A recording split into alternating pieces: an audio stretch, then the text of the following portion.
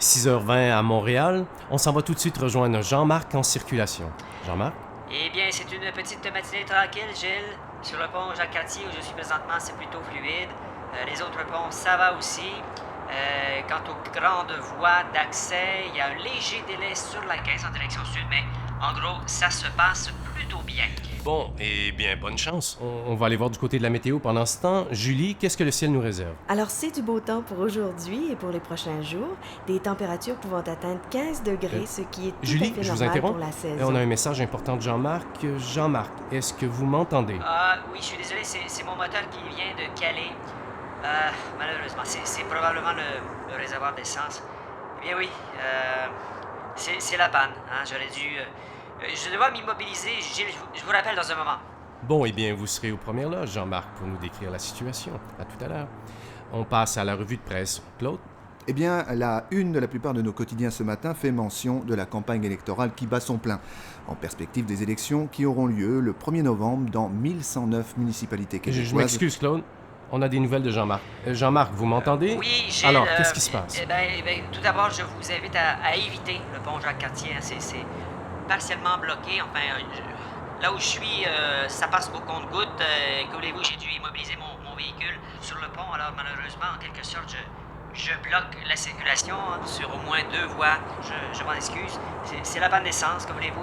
J'aurais dû faire le plein avant de partir, mais voilà, je vous reviens dès qu'il y a du développement.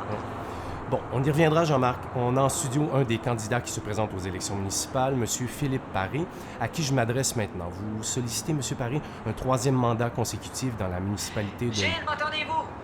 Oui, Jean-Marc.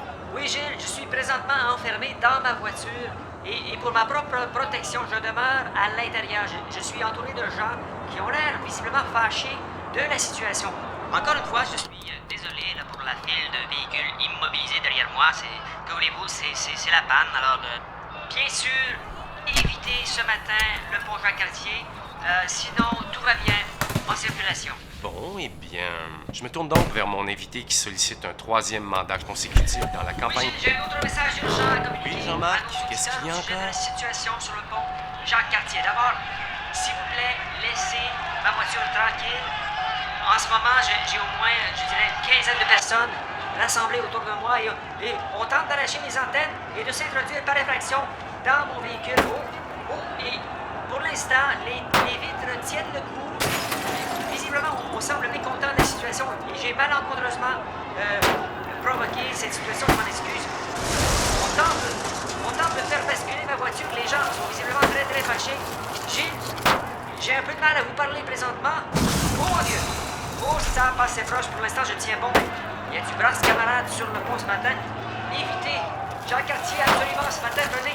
Les autres ponts qui se... Oh mon Dieu! Jean-Marc? Allô? M'entendez-vous, Jean-Marc? Bon. Eh bien, écoutez, nous allons devoir nous passer de notre chroniqueur circulation pour l'instant. J'espère que sa sécurité n'est pas compromise. Et entre-temps, évidemment, éviter le pont Jacques-Cartier. Il semble que les autres ponts soient un meilleur choix ce matin. Je me tourne donc en attendant vers mon invité qui sollicite un 3e mandat consécutif dans la campagne électorale municipale qui bat son plein, M. Philippe Paré. Est-ce que justement les problèmes...